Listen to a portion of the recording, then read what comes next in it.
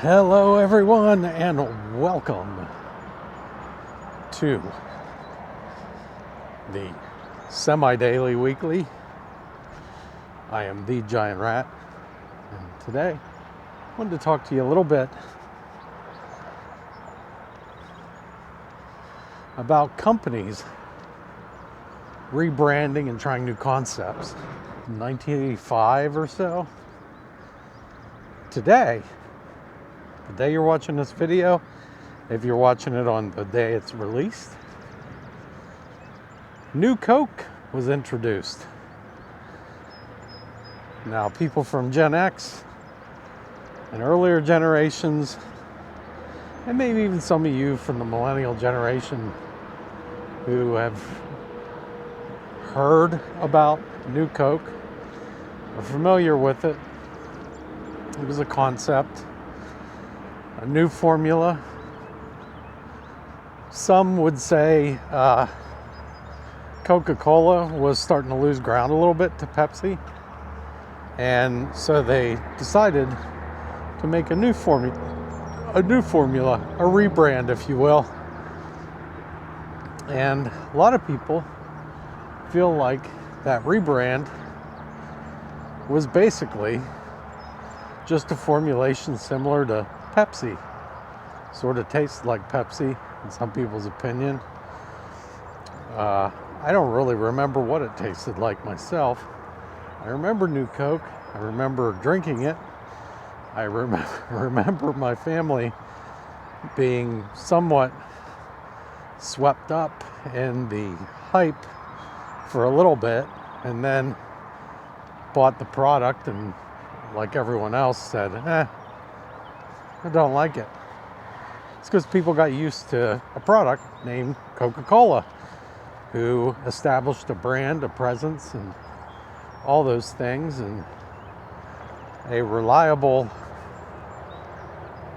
product for many years, right? So people got used to that, and changed that iconic brand didn't work very well. Yeah, in terms of rebrands, companies often do these massive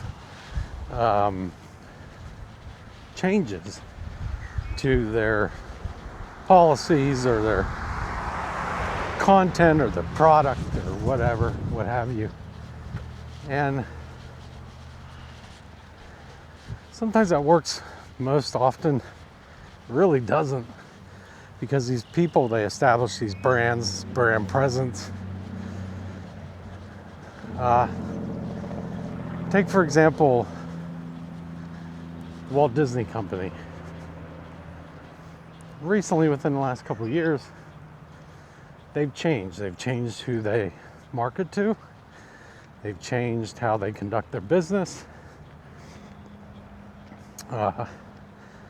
And as of right now, they're existing on reputation. They're existing on the goodwill that they build up with generations of fans and families and people that have always trusted their brand. That brand is changing.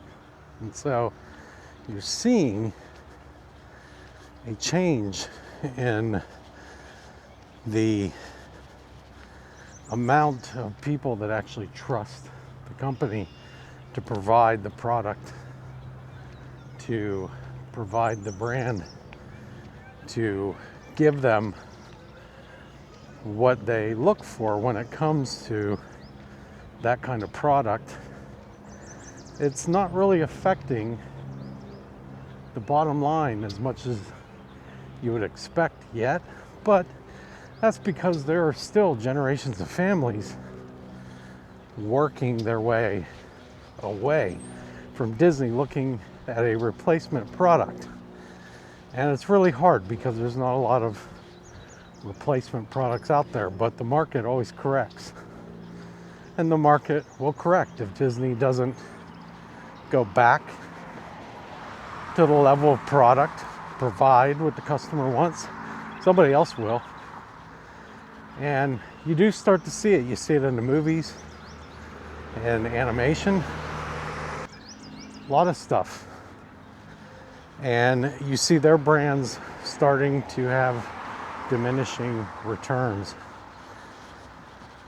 And I don't know why. I mean, I do know why. I know there's a lot of reasons. I'm not going to get into it because people get really upset, angry, and fight and bicker and say all kinds of stupid crap about why it is, why it isn't, and justify their side of things. But it's happening. And regardless of what you think the reasoning is, there is a reason, one way or another.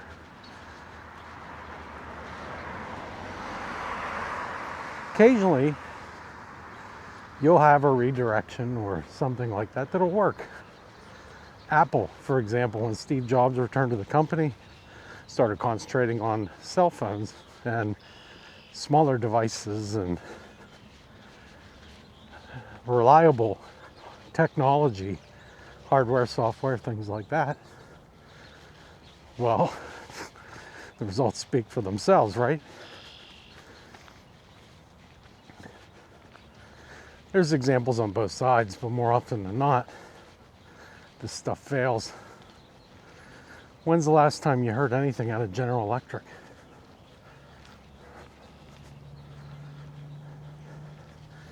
I used to work for them. I worked for them around the time when they were going through these changes and these rebrands.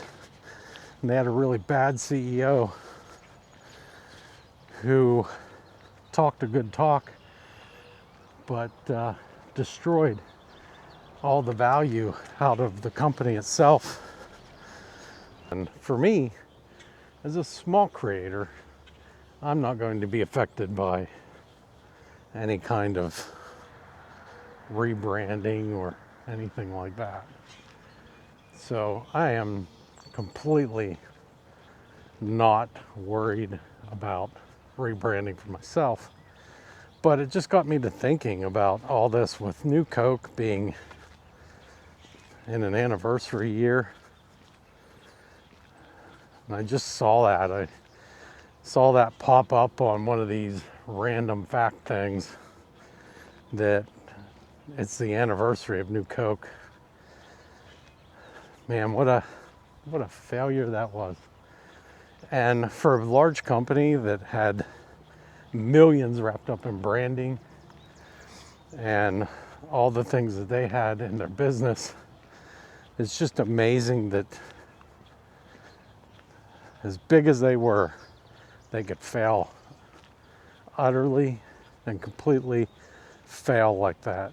And they did. It took them a long time to recover. It took them a long time to win back the goodwill that they had in their audience. So when I was talking about Disney, and you want to think about it that way, they have a new CEO, and they've had some internal changes, and they've totally done away with their marketing people. Their entire division of marketing from the last, 5 years, they're gone. They pretty much got rid of the entire division. A lot of people were crying around about that online and saying how sad that is. But if you fail at your job, it's not just good for the company to get rid of you.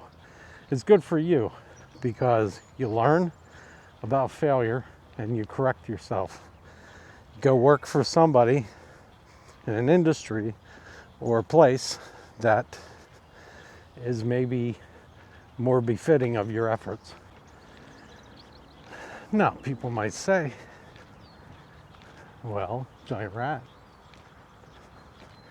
Disney isn't hurting right now.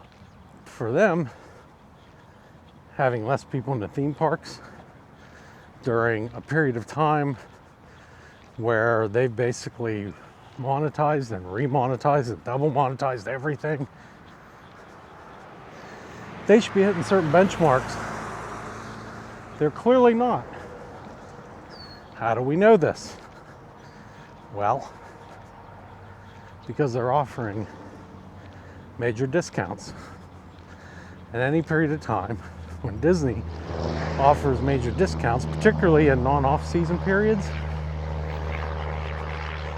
you know they're not selling to the degree that they wanted. And at the very least, it means that they've outpriced their customer base. And I think it's a little bit of both. I think they've lost the goodwill of their major fan base, and I think they've outpriced a lot of customers.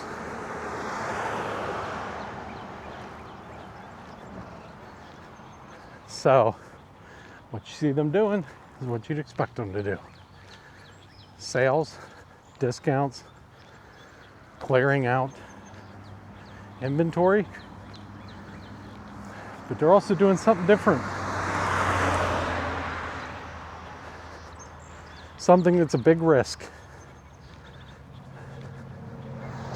They're starting to increase prices.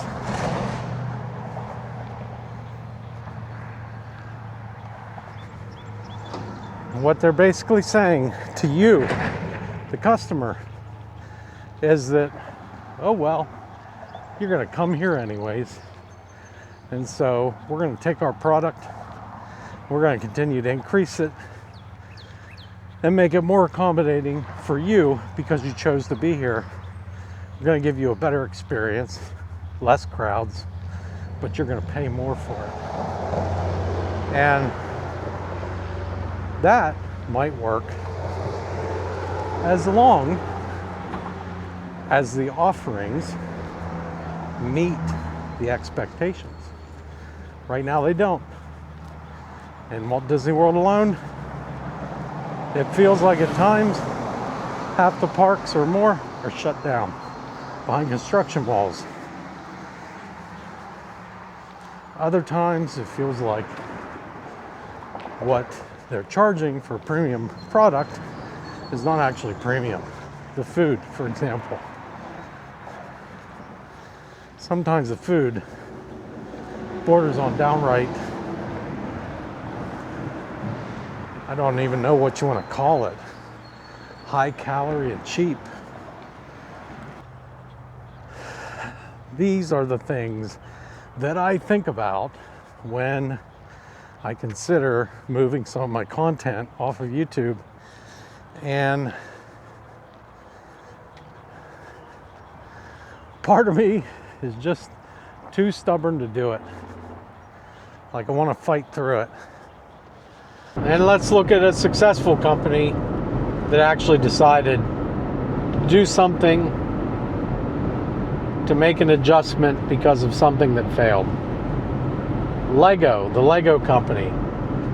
In the early 2000s, the Lego company was $800 million in debt. They were on the verge of bankruptcy. And honestly, toys were,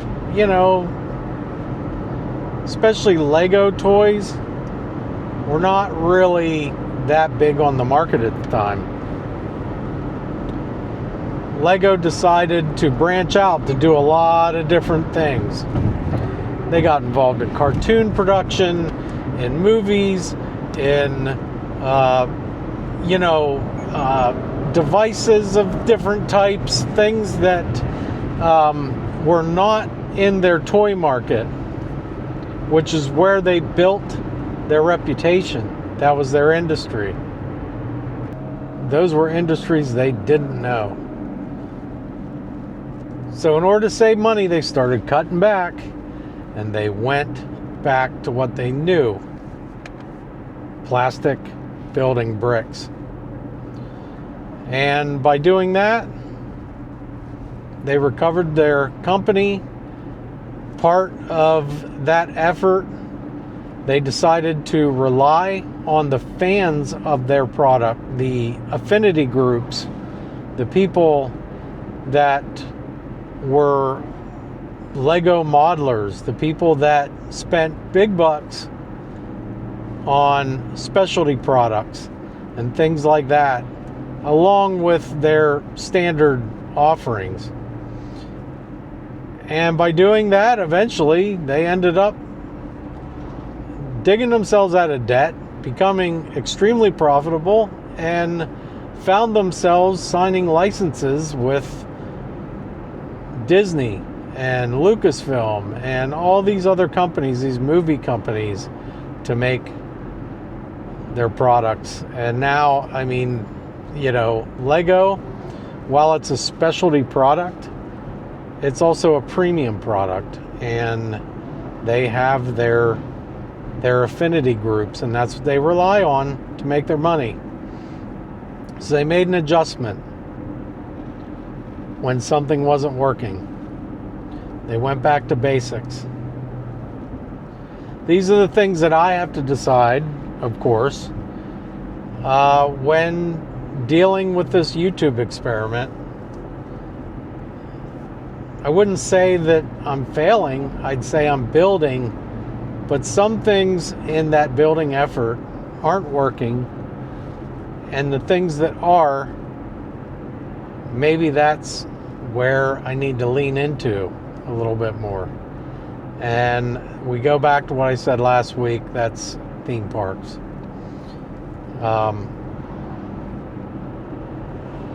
Again, with my theme park effort, you're never going to see some stupid look on my face. You're not going to see some fake clickbaity garbage, because honestly, I think that's deception, and I don't want to do that. So I'm right on the edge of figuring this out. I'm either just going to give up the history stuff and the other stuff altogether. I don't think I'm going to do that. I think I'm going to find a place for it. Or I'm going to take that stuff over to Rumble and make it exclusive to there. Or I'm going to move that stuff to another YouTube channel. I'm not really sure out of those three options. I mean, of course, the other thing is to just leave it in place and let it go, but I'm not going to do that. Because again, this is an experiment. Trying to see the things that work in the current environment.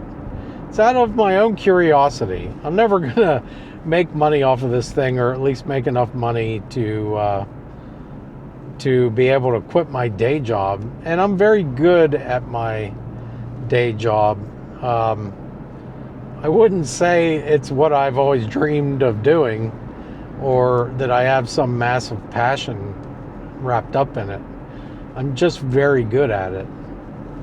And because of that, I've kind of put myself in a position where monetarily and skill-wise, I can't leave the business I'm in. So even if I did put my full efforts into trying to make content creation a full-time career, I got basically 4 kids and a wife that rely on my paycheck. So that'll do it for today. I will say that on Saturday I will be posting a POV video. This time, pretty sure it will be either a second Big Thunder Mountain point of view from Disneyland. I think that's probably what it's going to be. Sunday will be the final Easter weekend vlog. This will be from Easter Day, Hollywood Studios. Dreams, grass, churros. We'll see you on Saturday. I hope you're having a wonderful week. I hope you have a great weekend. We'll see you Saturday.